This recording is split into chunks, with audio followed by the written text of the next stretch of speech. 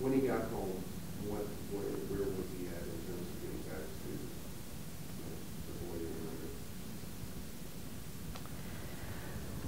Well, when he came home, he was doing very well. I mean, for the most part. I would say he was,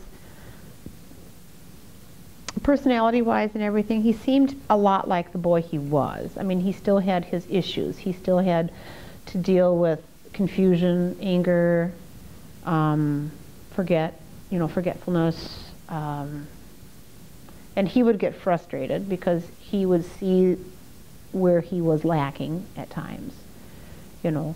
But I think that at that point, I mean, we always had a positive attitude coming, into that it would always get better, and that's what we always just kept relying on. Did he have any problems with violence at Norwood?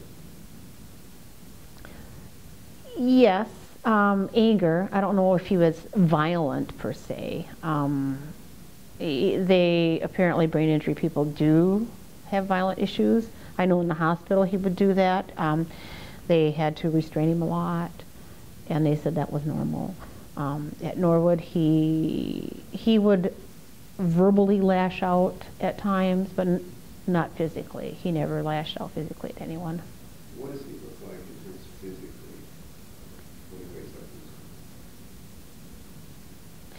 He looked kind of scary in a way, in the fact that because mentally he wasn't, coherent.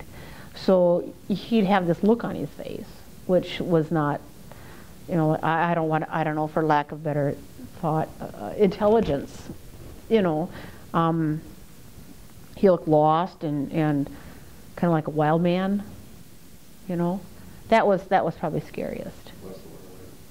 He did. Yeah, he did. He said, like, when he was Norwood, he was 100 pounds, but I think he was smaller than that. I mean, he looked like he was, quite thin at that time.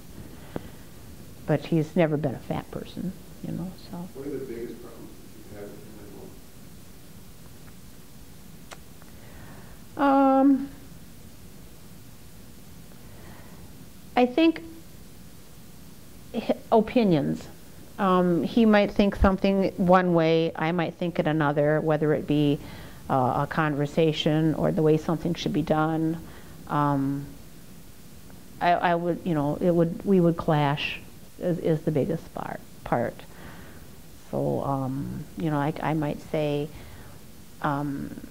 he might say something like, well, I want to go do this today. And I say, well, no, I don't want to do that today. Well, then he may get angry.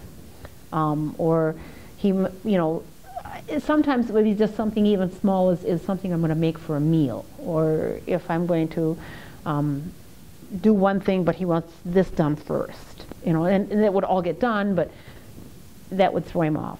He's very much better that way now. I mean, he's more compliant and give and take in like a normal life, with people. Tell us about the first month when he was home, what the routine was like, the problems you had with improvement.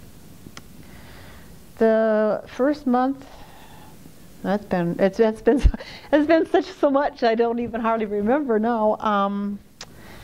But I would worry about him because he was still childlike in a lot of ways. If I would go someplace and he wasn't sure where I'd be, he would call on the phone all the time. He'd call his father, he would call me. Where are you when you're coming home? I think that he was fearful. He was like a child, like a little child. I would have to, if I went away for the day, I would make sure I had something cooked, something simple, so that, if nothing else, all he had to do was warm it up in the microwave, or else sandwiches, because he couldn't cook anything for himself. Things like that. I mean, it was like leaving a child home,